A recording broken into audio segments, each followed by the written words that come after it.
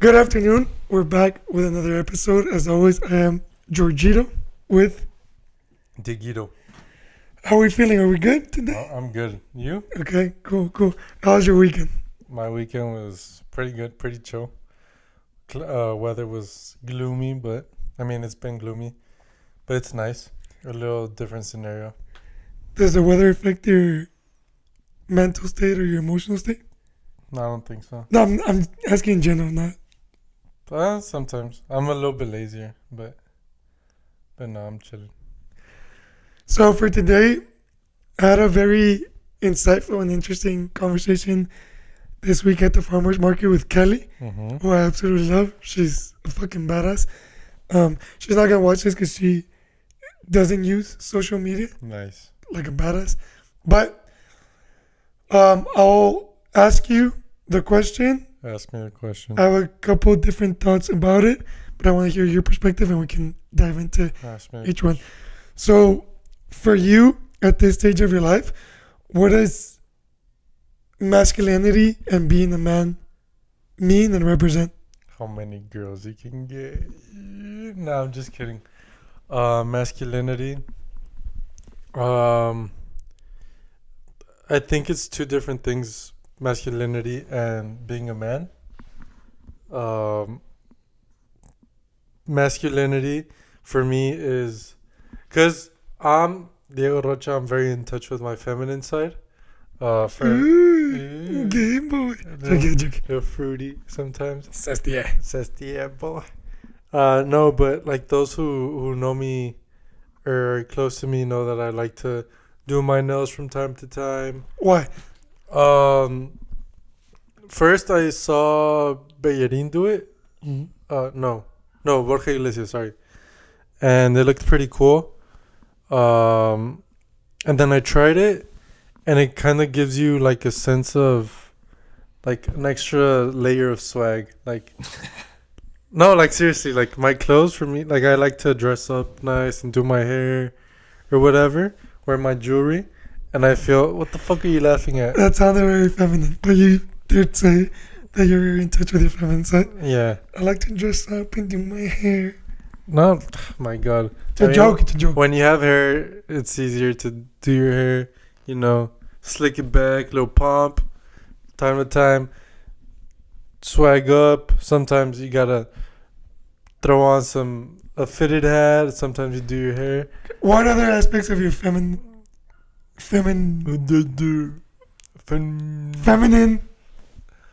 what qualities or characteristics of your feminine side are you in touch with? So Just say it, say it. sucking dick. No, I'm just kidding. I'm just kidding. No, this is No, I'm kidding. No, an open and accepting I'm space. completely straight. What you do in your own time, Shut up. You're gonna make as long as it makes you happy. You did say something very gay this morning to me. What? But we'll say- No. We'll save it for the Spanish one. You We'll save took it out of context. We'll save it for the Spanish one. But You took it out of context. what sides and characteristics of your feminine side are you in touch with? I'd say like my hygiene, like trying to look nice, as consistently as possible. For the most part, like I feel you're more a man in that sense, where like you just throw on whatever you find and just. I like to, do my like Johnny Bravo type. Throw on some cologne and all that, Chemicals. whatever you want to call it. But That's why you're so feminine.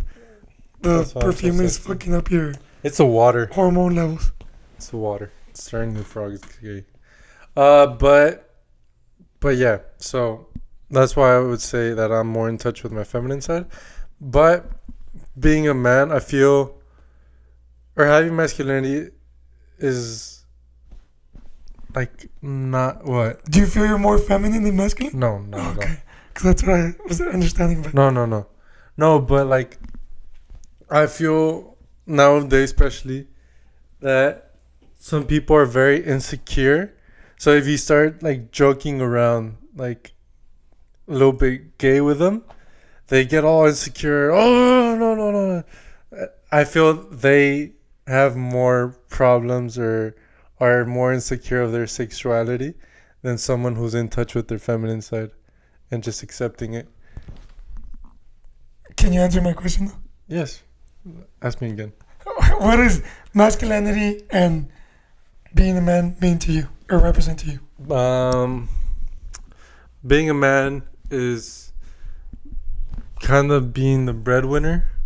I mean, right now neither of us are in a relationship, but like being an example, as like we have younger cousins, we have a godson, being an example for them, being an example for the family. Do you bring up like the fact that we are not in a relationship because, like, do you think within a relationship is when you show your masculinity? No, or? but I said be the breadwinner. How are you gonna be the breadwinner when you're the only one in the basket? Well, I mean, like, Well, with our mom, but or like us, like one of us could be making more than the other. oh yeah, but I'm not gonna stay home and like do nothing. But coming off very stereotypical, No, but like very assumptuous right now. no. not at Okay, all. continue. Elaborate. Make sure there's no brand. Well, you interrupted me. I forgot where I was at. That's because you were saying that, like, in a relationship, Mm-hmm. but then we're examples, or we could be examples for. Yeah, like it's because it doesn't necessarily mean like, oh, I have to make money and I have to do this, but one thing that is very stereotypical, and I'm still like struggling with, is like from being a man is like just holding on to shit, and because I feel like as a man nobody really cares what you think or what you're going through, which we've opened up a lot in this podcast. But at the end of the day, I feel like it still happens a lot where like you're a man, take it in and stop crying and keep going. But I feel it's also very manly to open up, to be honest about how you're feeling, what you're going through.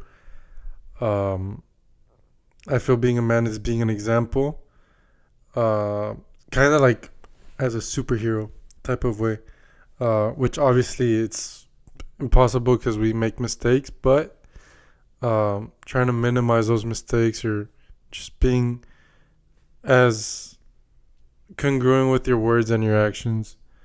But yeah, right now you kind of caught me off guard with the question because you knew what we were going to talk about. I didn't. So maybe I could have thought more about it, but as of now, that's what being a man means to me. Just doing good and not hurting. That's what we want: spontaneous, authentic. I know, but still. Responses. No, I get what you're saying. To me, and I want to touch upon something you said. Like, to me, being a man is about being a leader, not just in a relationship, Yeah. but in different aspects. Being resilient, being consistent, and being congruent. So, for example, when you said like no one cares about what you're going through, I feel like I took it to one extreme. After everything that happened with Albert, like when he went through a lot of pain and suffering on his own, and he made a decision that like rippled, caused a ripple effect in many of our lives. I took it to extreme of like being super vulnerable and talking about all these things, and I feel like that was part of my journey of like, and I did that for a very long time, like going from a kid to a man, which nowadays I feel like obviously it's important to be vocal and open about your emotions, but despite your emotions, you have to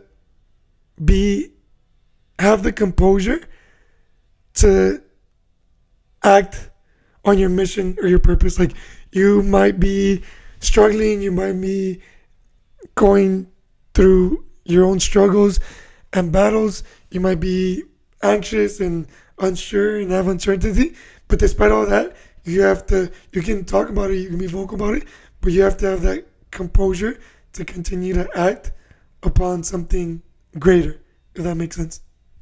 Yeah, completely. So I think for me in my experience, it was like, oh, I talk about it and that's it. Like, not really looking for any resolution or any action. And when like our dad was taking care of everything, it's like, oh, well, you can talk about it and not do anything about it because you have things taken care of. But nowadays, like beyond just paying your bills and stuff like that, like how do you deal with obstacles and challenges and still stay centered, still stay congruent? Because I feel like one thing that hasn't characterized me up until this point is like stability.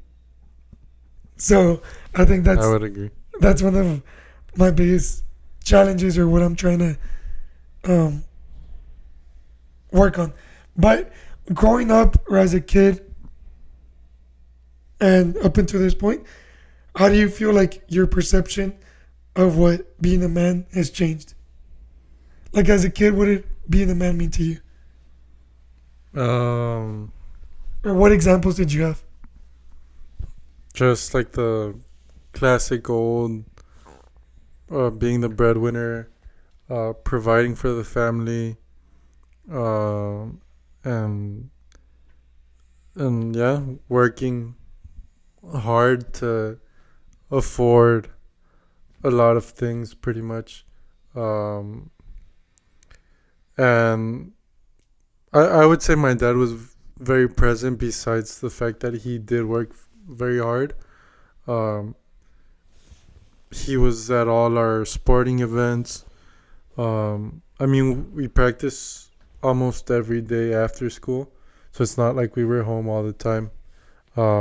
But that was the main example I had as a kid of what a man meant, like just breadwinning. And also, my dad barely ever showed emotions where like vulnerability at least. But yeah. Can you pinpoint anything that's changed or what has changed the most in your perception from then to now? And why? I mean, just uh, w- when I moved out at 19, um, like I just started valuing what I had back then more. And not only as a man, but also I started noticing what my mom would do, or everything she's done for us. Um, and it, like, just being away from the family, like, puts everything into perspective of like, oh shit, like I had this because of that, and I had that. Um, and like my life was good because I had my mom here. Now that I don't, it's like I need to do this. Uh, I mean, my dad always helped me out financially when I moved out, but even then, like, I mean, in soccer, I had like a little uh salary, I guess, but my dad would help me out. I would get my housing paid for by the team, but even A then, little what? What did you say? a little salary. Oh, sorry. What did you think I said? I didn't understand. But then I moved to Charlotte, and then my salary was cut, um, and then it wasn't enough with like, or it was barely enough to survive with what my dad was giving me. Cause like there I had to start using like money from my savings and all that. But yeah, I mean, I guess just moving out kind of made me realize what it meant to be. Was it your experience as well, or was it just me? Like, kind of grew up feeling like a bum or like very inferior or very emasculated. And I know he didn't do it on purpose, but like growing up, we would hear stories like of our dad telling us like, "Oh, I moved out when I was 14 or I don't know, like 15. 15, super young, and I had to work for this, I had to work for that," and we were like 18, 19, getting all our shit paid for, and like I was just like, "Fuck, I'm such a bum." And also the fact that patience is not one of our virtues, at least for my dad and me. So like anything handy or anything. Like I learned to tie my shoes when I was like fucking 15, 14. Because like before that I was like, no, let me do it for you, or just little things like that. Like I didn't know how to do so many things, but I'm still learning. But for most of my life, I felt like such a bum. Like I can't do shit. Yeah. And it really does make you feel like, fuck, I can't provide shit. I feel inferior. I don't know if that was your experience or. Yeah, somewhat. Like I mean, I don't think I've. Oh, that time that I got a flat tire in the Mustang that you went to go help me or pick me up because it was late. But I think that's the only time I've ever changed a tire. But yeah, like I felt we weren't brought up with much patience, like from either my mom or my dad. Where it was like, oh, can you clean this? Like with my mom, for example. It's like, oh, no, lavan con las patas y no sé qué. So she would clean it for us. And like, can you do this? And, never mind, you're taking too long or you're doing it wrong. Instead of explaining how to do it or like how we can actually get things done. It's like, no, get out of the way and I'll do it. And I didn't learn that until I started working like an actual job like less than a year ago, I guess. I was like, oh, you have to go here and buy this and buy that. And I didn't know what any of that shit was. It's like just looking until like you're thrown on. I'm just, Sink or swim. huh? Sink or swim. Like, Yeah, pretty much. Like you're put on the spot and it's like you have to now learn how to do this, do that, clean this, change that, handle this, handle that. It's like, oh shit, I am capable of. I just never like. But yeah, which I don't want to blame my parents, but so many of the things that I grew up feeling stupid about, like literally feeling stupid, like with enough practice, you get the hang of it. So it's like, I mean, it wasn't their fault. They were doing their best, but it's like, bro, you fucking, every time I try to do it, like the first mistake is like, you're a fucking idiot. Not verbatim, but that's how I felt. But it's also not rocket science. Like we've learned to do certain things. I mean, there's still things that I feel fucking stupid about. yeah. But it's funny because I was speaking to a friend. She told me about an experience that she had with one of her boyfriends, where they got a flat tire and didn't know what to do. So she had to change or something like that. And either she called some friends or some friends saw her. I was like, oh, your girlfriend doesn't know how to change her own tire. I was like, I can't even talk shit because for the most part. Yeah, and I kind of resonate with that. But to be fair, I got so many flat tires that right now I'm a freaking pro. No, for me, it was kind of embarrassing. Like last year, I went to Yellowstone with my ex, and I couldn't start a fire for shit. And I wouldn't know how to do it. yeah, and it was fucking freezing. So it was embarrassing and a pain in the ass.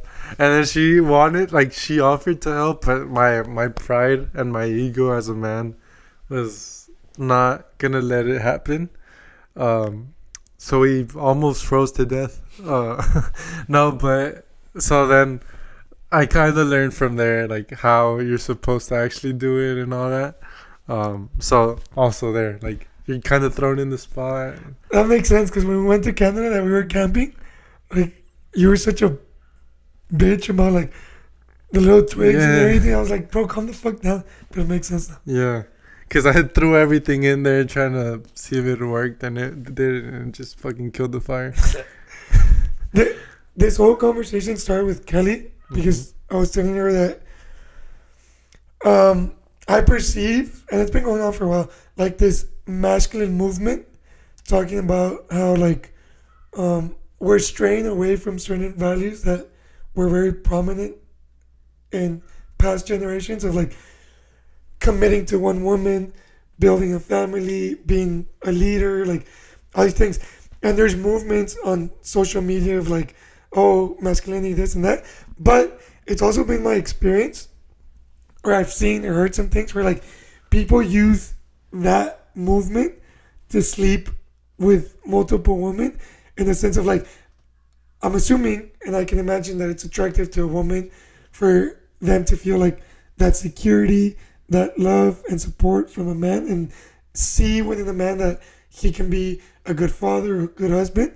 Um, so there's a lot of men with like masculine traits of like being physically strong, being smart, being financially Stable. abundant, and using that movement to like sleep with multiple women, which leads me to reflect on my own past. You joked about it, but I do think that growing up, there was a lot of importance, and it gave you like a certain status, middle school, high school, and also things that I heard from my dad about like being with multiple women, getting multiple women to like you. What did I Within, say about it though? you were like, I asked you, what is being a Oh, man? at the beginning. Yeah. Yeah, but that was all jokes. That's not who I really am. But did that ever influence you? Because I What? know it did me. Like that idea of like, oh, I don't know. Like for example, in middle school, like there was a certain status you acquired, like you were popular if you made out with multiple chicks. I mean, I was very late in all that. So, But even, in school, I never really had it until after, I mean, I didn't either. or I didn't experience it or any of that. And then, to be honest, until I graduated from high school, like I was locked into soccer, married to the game. I wasn't really like giving much importance to women or that side of my life. Um, but I did have my little like fuck boy phase where I was like, but I don't enjoy it honestly. So I don't think so. Not for me at least. And I can relate to that. We'll go into detail, but I do want to ask you, like, you didn't necessarily enjoy it, which I can relate to, but you still did it. Why? Cause it was like the whole process of like leading up to it, like the beginning until you're with the person was like kind of like a thrill, I guess. And like that gets you like excited and like, oh yeah, like this is fun. And then you're with the person, and then after the person, it's like, like why the fuck did I do this? Post nut. Yeah, but I mean, it's something hard to explain. Does that chase feel like a void, or does it create anything in you that you're seeking, or is it just had fun? Let me. I don't know. I mean, it probably could fill a void because, like I said, I was kind of late in all this.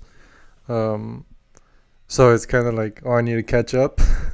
but I don't know. I also was insecure about how about my looks or if I was attractive enough. So sometimes I was like, oh, like I just wanted to see if I can like get this girl or do that, or like, is it me or am I just settling for anything now? So I don't know. We'll see how we are on time, but I'll try to edit a picture of you like your high school days with the long hair, And the the braces, braces, so people a can see big the ass glow up. nose. But I do think that concept of feeling validation through the approval of women influenced me heavily.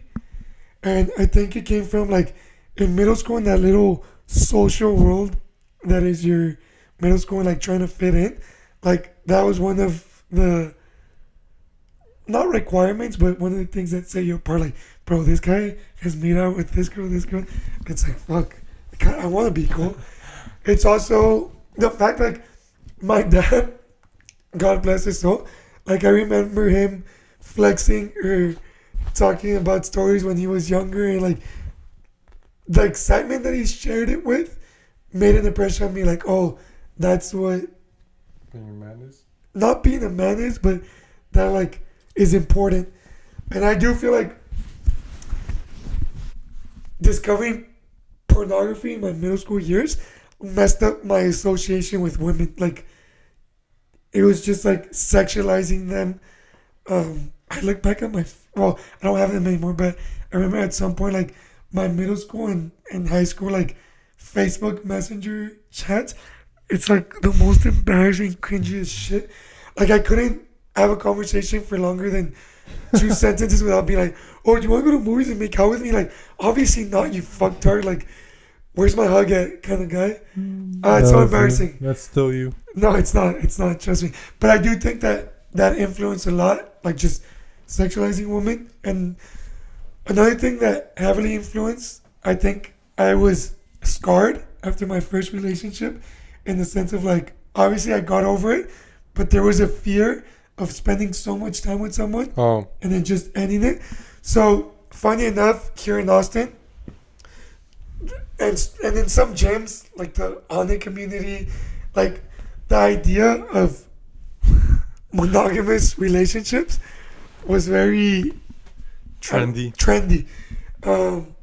And the whole masculine movement sometimes feels trendy, not because that in of itself is a trend, because people use it as a trend to acquire whatever they want. But when I was, well, it was a long time after, but like when I kind of felt ready to date or to just get over that person, and I came across like the whole idea of polyamorous relationships, I jumped on it, and it was under the excuse or the disguise of like, oh, an enlightened being is not restrictive and he can love everyone and he doesn't have to possess, and me trying to protect. Say you're a hoe. No, and that's the thing. Nah, I'm just kidding. Me trying to protect that side of me that was afraid of like being abandoned, use that as an excuse, like, oh no, yeah, like, but like I want to explore love. And it was also a thing, like my dad would talk a lot about like sexual freedom and This tiger can't be tamed. yeah, like things like that. And I was influenced. I was highly forget the word that, but it was easy to make an impression on me at that time, and I was influenced by these things. And looking back on it, it's so like against my natural way of being, because I don't like to go out. I don't like to drink. If I do go out, I'm not gonna go up to someone and be like, just start a casual conversation. Like I get too nervous. I don't enjoy it, and I rather get to know someone at a deeper level. And I kind of self sabotage because like these things that I was like easily impressionable, or these things that influence me. Like I remember my previous relationship, like being in love with a person, being attracted to a person, but not committing 100%, and using stupid things that I've never done and I'll never do. But like I want to experience like different types of women from different like ethnicities. Like bro, shut the fuck up. You get scared shitless to like approach a woman, and like it's just not me. I don't enjoy it, but there I was. You just wanted to be a little hoe. But I wasn't even that. Like No, but that was your excuse. that was my excuse, Yeah. and it To was be a just little hoe. my facade. Because even shit like Tinder, like Bumble, like even when you got like that instant gratification of some fucking complete stranger that could be catfishing you, It's a 40-year-old man. yeah, it's giving you some validation through the phone. Afterwards, it's extremely fucking sad. It's like, what the fuck am I doing with my life? Let me delete Tinder right now. No, I'm just kidding. I haven't been on it in a while. I haven't used it in a while, but yeah, those things also have like kind of affected my own image of masculinity. Going back to that topic, like I think for me personally, it's taken me a while to come to this realizations, but I think there's more gratification in committing to one person, going through all the ups and downs with one person, creating and building a family, and like just instead of using that, because it does take energy and it does take time and effort to get someone to be attracted to you. I don't understand that, but yeah. What do you mean by you don't understand that? Because Whenever I start talking to someone, it's very hard for me to like take it easy and take it slow. You know, I I'm very open of like how I feel about everything. So I kind of like speak my mind, but not in appropriate ways, and like when I start talking to someone, I want to meet them in person because I feel I can be very awkward, and I hate texting. I find it so annoying. Um, and I'm like trying not to be on my phone so much. So like I'd just rather meet the person and talk face to face. But it seems to scare people nowadays. But even then, because I can relate to you, the idea of meeting someone for the first time, obviously you're gonna put your best foot forward. You're gonna show the best side of you, and that's great. And you can meet someone and be friends and have a great friendship. But when you find someone that like your values, your morals, your attraction, and your connection is deep enough and similar enough to want to go in similar directions, like there's still gonna be trials and tribulations, and you can have a friendship with someone and like have a certain level of emotional intimacy, but within a friendship you can still like, if something gets tough or if things get uncomfortable, you can back out or you can like have your own space. But within a relationship, like going through trials and tribulations, sticking together, choosing to commit to someone, and growing together, like all of that takes effort, takes energy, takes a lot of healing and growing. But I think like that is more gratifying than using certain effort and certain energy to present yourself to someone new repeatedly and repeatedly, just so you can like sleep with them or go through that process of falling in love. That is very true. And I did go through that after my breakup where I was just like, you know what, like I had my little hoe phase, but also like I was like, you know what, I don't want to be a hoe anymore, but I still want to like meet people. My excuse of not being a hoe, but I was still being a hoe. Um, and that like whole getting to know someone like it just got tiring. Like just every so often, and like it's annoying. It's kind of like like it's rehearsed in a way. We've talked about it because obviously we're in different stages of our life. Yeah. You're 5 years younger. So, right now, to me, the idea of dating for the sake of dating or meeting people is not as attractive as focusing my energy, my time on things that like I'm really passionate about, and building myself up to be someone that can be a great husband and great father. But during that dating phase, you get a sense of how all these trends become popular and applied. Like in the sense, like you meet people and they're spiritual or they're in touch with their feminine side or all these buzzwords. But then by the second, third date, it's like Astrology. yeah, I'm such an asparagus. Yeah. But like there's no truth to it, or there's no like real essence behind it. yeah. But since it's trendy on TikTok and social media, like people can like portray that side. There is. And the first day, 2 dates, like you're like, oh shit, this person, this and that. Yeah. And then you start like getting to know them deeper. Yeah. It's like, And it's just hitting a wall. which you've been Yeah. talking to me about. Yes, I have. But I do think it's much more gratifying for me personally to like, I don't know, as a father, I think from our experiences, I've also learned like, Your father? oh, Your father?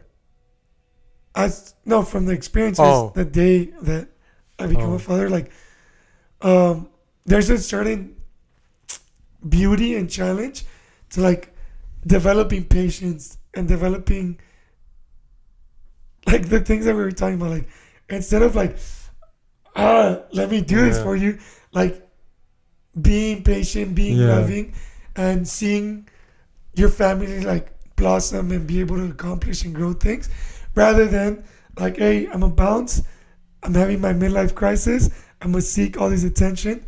Yeah. No shots fired. It's just it's a common theme, but I can't speak on it because I haven't been through that.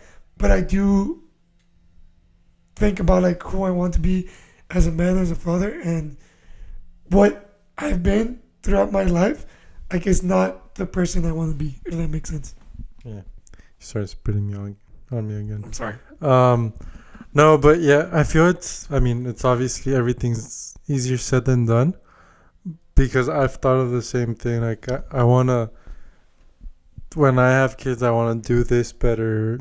Or like, even not only with kids, but like from my previous relationship, I like trying to learn from my mistakes and correct them for like whoever I end up meeting next.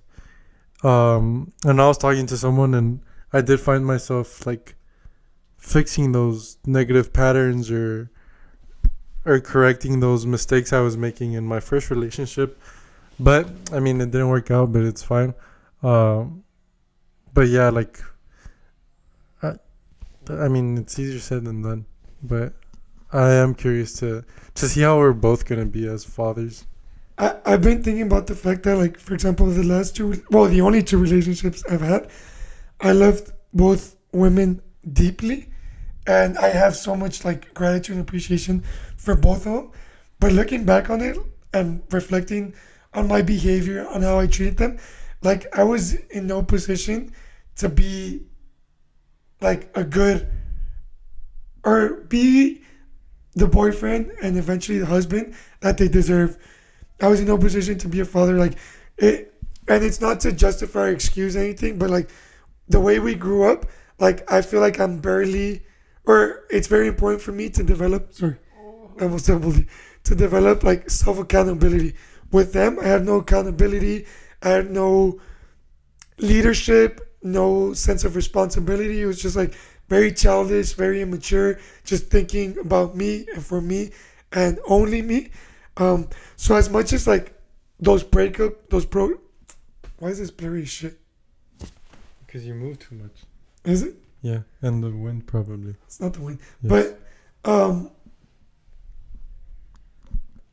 I couldn't provide like the accountability, the leadership, the support, even the respect that they deserve. So as much as those breakups sucked, like it was needed for me to look inward and to develop those traits and characteristics. Because yeah, like if that were to last, like it wouldn't have lasted long, just simply because I wouldn't have been able to provide these traits that are necessary for a female to feel comfortable and safe and provide all her assets and virtues. So that's also part of my process nowadays. Nice. Yeah, for me, I was like deeply in love. So like I wasn't thinking things through. I was just reacting off my emotions. But like I said, I was deeply in love. So I never really, or I mean, I guess I did hurt the person at times where like we had disagreements, and I tend to say shit that really hurts when I get mad, which is not something I'm proud of, but I don't know why I resort to that with everybody. But other than that, I do think I was a very good boyfriend. I was there when times were hard. I, for me, it was very weird and difficult because my first relationship, for half of the relationship, was in between together and long distance, which was Laredo to Austin. But I was trying to stay up here as much as possible. And then the other half of the relationship was like from one continent to another with a 7-hour time difference. Where there, like, I was madly in love. So I was waking up at 5 a.m., going to sleep like at 12, 1 to talk for as long as possible. I know my circadian rhythm was very fucked, bro. I'm sorry. Circadian rhythm over hoes. JK, over females. Damn. Sorry, females. But yeah, I was spending money I didn't have. I was just trying to do everything I could to show my love, which doesn't necessarily mean materialistic things, but like I said, waking up early and going to sleep late to talk as much as possible. And I was just forgetting about myself, which I don't think that's good either. But one thing I am very proud of is when I was in that long distance relationship, I never messed with that person's trust, which I feel is not a trait many men have nowadays. So hit me up, JK and JK. But yeah, it was very difficult. I know. I was able to witness a small part of it. I have one person in mind that I would love to have to talk about, to dive deeper into this topic. Ooh. You know who she is. I'm sure she knows who she is when she makes her move, hopefully okay, soon. So we can get a female perspective, so we can make this back and forth and just share ideas from both sides. So hopefully we can make that happen soon. Other than that, anything you want to add or end on? No. Oh, also, being a man, I feel it's being there when times are hard and when they're good. Like, because, like you said, there's a lot of tendencies that men do that they have midlife crisis and they just skedaddle out of here. Be a man and sit through it, like in other things that we have to deal with. But yeah, that's one thing I was thinking about right now when you mentioned it earlier. That's also part of being a man, being there when times are tough and holding it down, which I think women do very well. They hold it down and they keep the family united, which I feel men can also do and should do. And that would be a real man thing to do. I mean, I've talked about it. I don't know if I'm here on the podcast, but on my Instagram, I've talked about it a lot. Like in our culture, females have the obligation, because of our lack of accountability and responsibility, to keep the unity together, to withstand and go through cheating, violence, emotional abuse, so many things. And despite that, they still hold it down. They still keep the family together. And if they're able to do that, if they have the strength and the resiliency to do that, imagine everything they can do when we do protect them, when we do honor them and love them and encourage them and build them up. That I think we've said it. That today, Junior. It's okay, let it out. We've witnessed everything that our parents have done. Both of them, they're great people. But like everything that our mom has done, and we think and reflect on if the effort and like the dedication was mutual, we would be running the world. So I think that's what we're trying to do. And I do want to take this opportunity to apologize to my only two exes. Tell y'all that I love you as humans and as souls. Tell y'all that I recognize that I was not up to par. Your guys' effort and dedication and love was not met at the same level. So I love y'all. I'm sorry. Thank y'all for giving me these lessons. And I hope at some point we can be on good terms. I would like to take this chance to apologize to absolutely nobody. The double champ does what the fuck he wants. No. I want to congratulate my ex because she was Diego Rocha's first girlfriend. So, yeah. I'm not petty whatsoever, though. But to wrap up, a lot of guilt and shame that has to be transformed into accountability and responsibility. Because for me, in my process of growth and healing, my only regret is having hurt the people that have been by my side the way I did. And it's been patterns and cycles that are ground grandmothers have gone through, our mother went through, and that I know, obviously not with detention, but it doesn't take away from it, that I put both my girlfriends through. So I do sincerely apologize, and that guilt and shame, the only thing I can do is transform it into accountability, into responsibility, and do better, be better. So yeah, that's my piece. Hashtag forgive Georgito. No, I have nothing to say on that topic. That was perfect. JK. Last thing is, just because we were talking about it with my mom, some movie or some series that everyone's talking about. Coco. No, Oh, that I know I can say that if my daughter had a boyfriend like I was, I would not want my daughter to be with that person. So from now on, we are becoming the man that we want our daughters to date. exactly.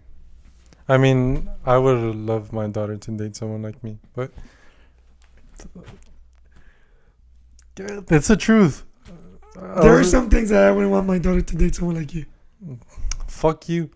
But yeah, no, I do want to be an example for my future generations, for my future kids, for my nephews, for my godson, and even for older people, and for myself, that I can look back on my life and be proud of who I was, and as a man and as a human. Amen. Amen. The work is done outside of this social media experiment, not when we're recording anything, but we do recognize the cycles and patterns passed on from generations. And at least for me, one of my biggest purpose in life is to break and revert those cycles into something more positive, more loving. And that's what we out here trying to do. So, Amen. peace. Thank y'all for watching. Love y'all. Hope y'all have a great day. Be men.